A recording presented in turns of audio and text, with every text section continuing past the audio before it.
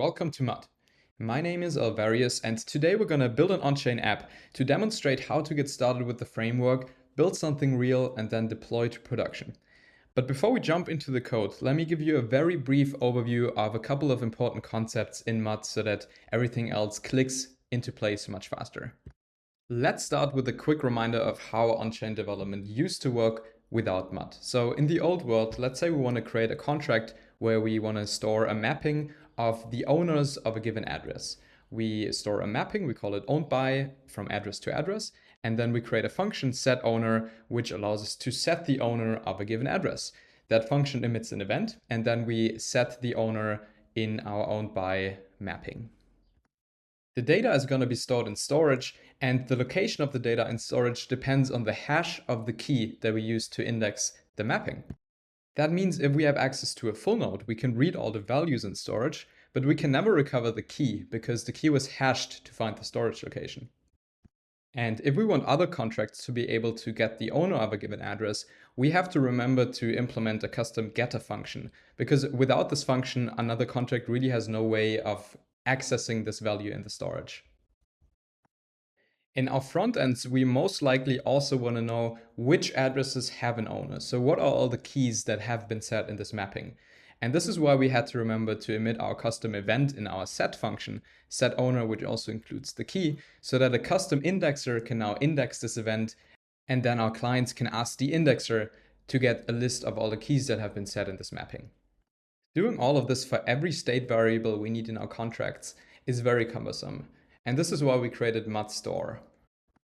With mudStore, you don't need any custom getter functions. You don't need any custom events. You don't need any custom indexers, and you don't need any custom networking code because all of this comes by default.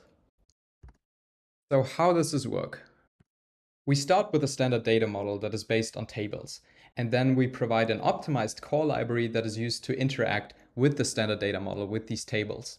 And because the user doesn't interact with storage directly, but rather through this library, the library can take care of optimizing the storage layout, and so in some cases even can achieve more efficient data packing than native Solidity. And then this core library also emits events by default for every state change, which then can be picked up by a default indexer, which can be used by clients to get the state very quickly. The standard data model is very simple. All the data is stored in tables, and every table has a schema that describes the types of values that are stored in this table. And then every record, that means a row in the table, has a key which is used to index this row in the table. Here's an example of an owner table that has a schema with a single field called owner, and the value that is stored in this field is an address. And then each row is indexed by a bytes32 key, which is implicit in the schema because we didn't provide any override for a key schema. Here's an example of another table called the position table, and this table has a schema with two fields, one x and one y, and both of them have type int32. And again, we didn't provide a key schema, so we're using an implicit bytes32 as a key. And lastly, here's an example for a balance table. This time we do provide a key schema, which means the key has two pieces. The first one is owner and is of type address. The second one is item and is of type uint32. And then our value schema has a single field called amount and is of type uint256. And this means every row in this table is indexed by the tuple of owner and item, and then the value of this row is the amount. The data in these tables is modified through the optimized core library, but you as a developer never have to actually touch this core library directly, but rather we generate typed wrapper libraries for you based on the table schema. And another thing that you as a developer never have to worry about is emitting events for when data changes, because the core library does that automatically. And then based on these events, the default indexes can index the data and make it available in an SQL database to any client. So as a quick recap, mudStore gives you structured schemas, storage optimization, tight encoding, and default indexers, and it's compatible with any contract as a plug-in replacement for a native Solidity storage. The second piece of the Mud protocol that I quickly want to give you an intro about is the Mud world, which gives you permissionlessly extendable contracts. And here's how it works. At first, a single world contract is deployed. Inside of this world contract, anyone can register a new namespace. And then inside of the namespace, the owner of the namespace can register new tables that contain the data of this namespace. This is powered by mud_store, and this is a major difference to vanilla Solidity, because in vanilla Solidity, you would define the data types at the time when you write your contract, and then you deploy that contract and the data types are fixed. Here, we're registering a new table inside of an existing contract at runtime. To extend the functionality of the world, the owner of a namespace can register new systems in their namespace. And for each system, a function selector is going to be registered in the world contract so that the system can be called through the world contract. By default, systems can read data from all the tables, but they can only write to tables in their own namespace. And they can write to tables where the owner of the namespace gave explicit approval to the system to write to this table. mud_store and mud_world are two important lower level pieces of the mud protocol, but now we're going to focus on the mud framework, which is the thing that glues all of this together into an engine for ambitious on-chain applications. And it comes with batteries included, it comes with a CLI, it comes with a development server and dashboard, and it comes with templates. And this is what we're going to have a look at now. So let's create a new mud project. We can do so by running pnpm create mud add canary, and then we put the name of our project that we want to set up. In this case, it's mud 101. And we put add canary because we want to use the latest alpha version of mud. So now we're asked to choose between the React version and the vanilla version of the template. And for the sake of this video, I'm going to choose the React version here. So now just going to download all the packages, install all the dependencies, and going to set up our project.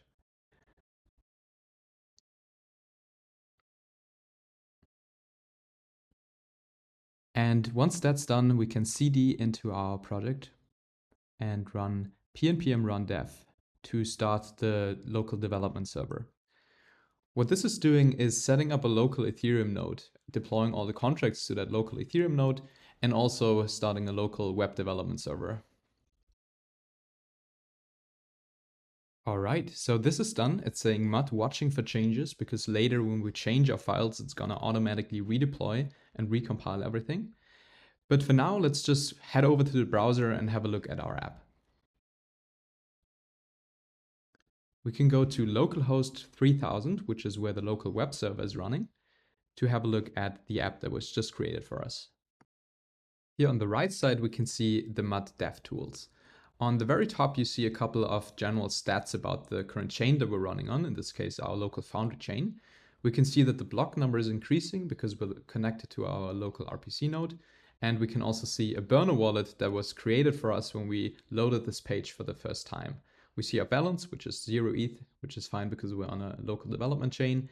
And then we can see a couple of store events that were emitted when we set up the app for the first time. And then on the left side, we see the app that was just created for us. If we press the button here, we see there's a new action coming through, and we see one new store event at the bottom, the counter value, which got increased to 2. What's happening here in the background is that if we press the button, a transaction is sent to the chain, and then mud synchronizes the state of the chain in the background automatically to the UI and to the client. And to show you how that works, let's jump into the code. Our project is split up into 2 packages. We have one client package and we have one contract package. And the first thing we're going to have a look at is the mud config, which we find inside of the contracts package under mud.config.ts. And in here we see that we currently have a single table set up, the counter table, and we see that this table has a schema with a single field, which is a uint32. And then we also see a key schema that has no keys inside of it. And the reason for this is that our counter table has only a single row. We call this a singleton table, and we don't need any keys for it because it only has a single row. Now this is our config, and based on this config, mud code generated a library to interact with this table. And we can find this library in CodeGen, tables, and then counter.sol. And here we see, okay, this is a code generated, an auto-generated file. We should not edit this manually. And we see a bunch of methods that were generated for us, but we don't have to look at this in detail. We can just close this again and interact with it as a black box. Now, the next thing we're going to have a look at is the client. For this, we switch to the client package and we go into source and open app.tsx, which includes the source code of the page we just saw. Here we see the counter with the counter value behind it, and we see the increment button that we just saw on the page that we opened. And we also see that when we press this increment button, the increment function is called, which comes from system calls. So let's look at where this comes from. This is coming from create system calls, which is a function inside of source mud and then create system calls.ts. And in here, we set up our functions that we want to call on the world contract. So what actually happens here is we call a function on the world contract via world send. And the function that we're calling is the increment function. And we don't provide any arguments here. So let's switch back to the contracts package to see where this function is coming from. I'm closing the clients package, going back to contracts, and then I'm going inside of source and I'm opening the systems folder and I see a single system, the increment system. Every contract whose name ends in system is automatically considered a system by MUD, and it's going to be registered in the world contract during the deploy process of MUD. And then for every function selector inside of that system, this function selector is also going to be registered on the world contract so that people can call this function directly through the world contract. And then the world contract forwards the call to our system contract. So in this case, we have a single increment function, and this function is registered on the world contract, which is why we were able to call the increment function directly on the world contract from the client. Now, what this function does is it reads the current value from the counter table. And remember, this is a singleton cable, so we don't have to provide a key. And then it increases that value by 1, and it sets the new value on the counter table again. So if we go back to our app, we can now read the value from the counter table through this hook called useComponentValue. And then this is the value that we display in the app. Now, the reason why this is called useComponentValue is because this is coming from a pattern called ECS, or Entity Component Systems. For the sake of this tutorial, we're not going to go into ECS though. And so I'm going to quickly replace this with a lower level hook called useRow, which also allows us to read rows from a table and doesn't have the ECS abstraction around it. To use this hook, I have to provide the store cache, which is where MUD synchronizes all the contract state to. And I can get this from the network here. And then I provide that as the first argument. And the second argument is going to include the table that we want to filter for, which in this case is the counter table. And then we also have to provide an argument for the key that we're interested in. But in this case, since it's a singleton cable, the key can be empty. And because our return value is slightly different, we have to fix this up here and provide the key of the value, which in our case is also called value. And then just to confirm everything still works, I'm going back to the browser, pressing the increment button. I see the transaction going through and I see the state being synchronized and updated in the UI. We don't need these imports anymore, so let me just real quick clean this up, removing this import, removing the components, and we also don't need the singleton entity anymore. All right. Now let's create a new feature. I want to create a balance table which stores the balance of a certain item that a certain address has. And I want to create a mint system which allows people to mint a certain amount of a certain item. So the first thing that we're going to do is go back to our MUD config and add the configuration for that new table. We're going to call this table the balance table, and we're going to give it a schema of a single uint32. And this time we want to have multiple rows in our table, and we want each row to be indexable by a composite key of the owner, which is an address, and the type of item, which is going to be a uint32 as well.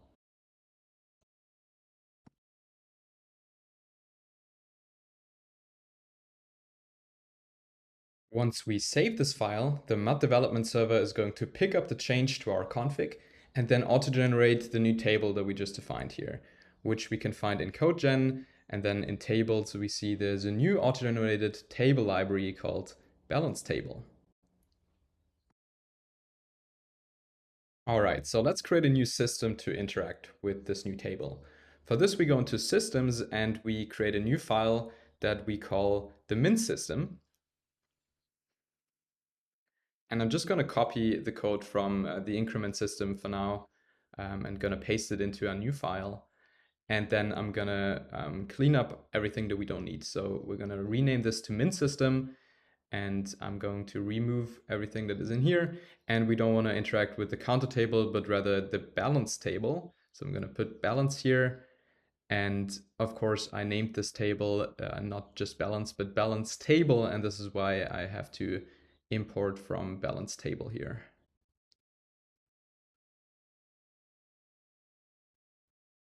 Next, we're going to create our mint function, which we just call mint. And we take one argument as an input, which is going to be our item that we want to mint. And this is a public function. And then we want to grab the current balance of the caller of this function to be able to increase it. And for this, we're going to do balance table.get. And now we have to provide the two keys that we use to index each row in this table. And so the first key is going to be the address of the caller.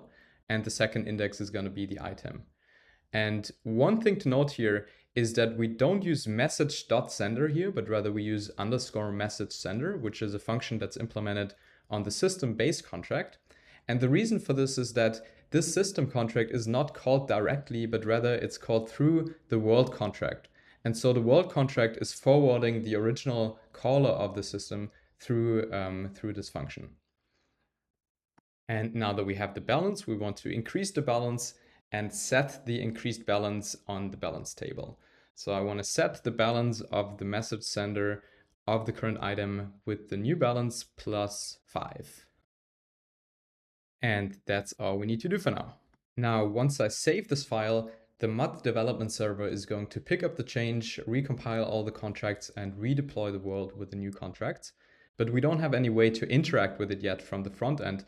And so we quickly set up a connection to the front end by going back into our client and into source, into MUD, and into create system calls. And in here, we're just going to create a little wrapper function to call our contract. This is really just for our convenience to not have to call the contract directly in app.tsx. So we call this function mint. And in here, all we have to do is call world send with the new mint function, which is now available on world send because everything was recompiled in the background. And it tells us we need one more argument, the item. So we're going to provide an item here, and we're just going to put 1 for now. And then we return this function to make it available on the context that we use in app.tsx. Now let's go back to app.tsx and let's clean up all the things that we don't need anymore in here. So we don't need the counter anymore. We don't need this div anymore. And we also don't need the button anymore. And instead, I'm going to create a new button, which will be our mint button. And on click of this button, we are going to call the mint function, which we can get from the system calls object up here. And then we want to call this when we click the mint button. All right, this is all we need. Now let's go back to our browser.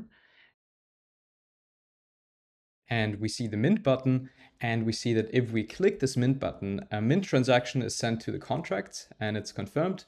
And then here in the recent store events, we can see a new event that came in, which is an event, an update to the balance table where we see it now has value 5 for some key.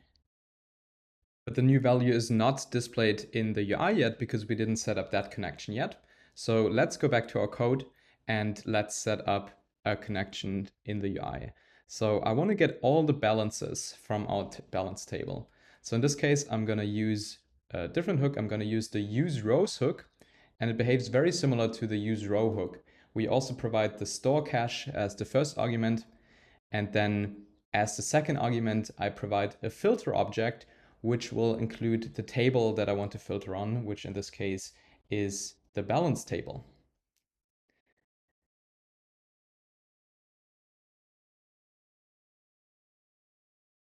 And then we're going to set up a very simple UI for this by looping over every element of the balances array, every row in the balance table, and we map each of these rows to a paragraph element so that we can see it in our browser. And in here we just put balance dot key dot owner has, and then we want to have the number of items it has. So balances.value.value. This is because the only value in our schema is called value right now. And now the type of item, this is part of the key. So we do balance.key.item. And then we can save this and head back to our browser and see the result. Well, you can confirm that this is my address by looking at my address in the Mud DevTools, but this is way too long, so I'm just quickly going to shorten this to 10 characters.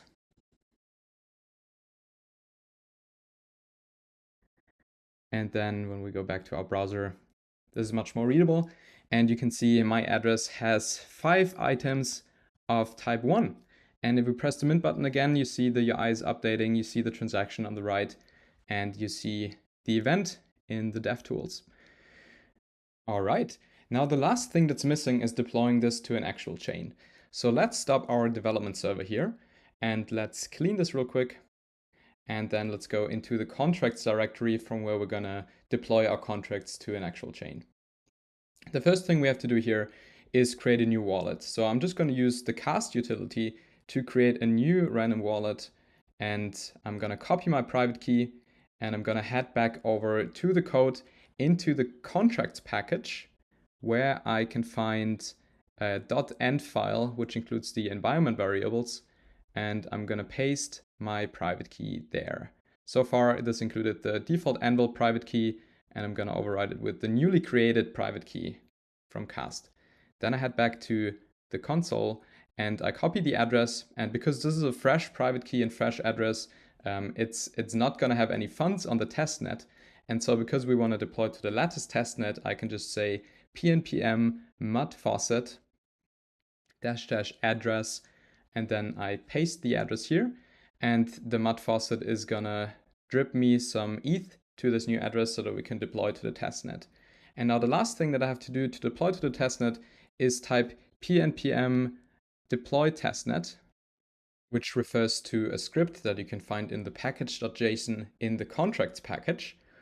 And now this is running the mud deployer again, but this time we're deploying to an actual chain. So this time it's going to take slightly longer than the dev runner, which just deploys to the local chain, because now we have to wait for every transaction to be actually confirmed by the real chain.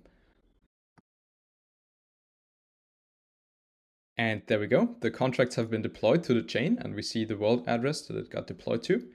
And now to interact with this production deployment, we're going to start our development server again, but just to have the development client running because we don't have our client deployed yet.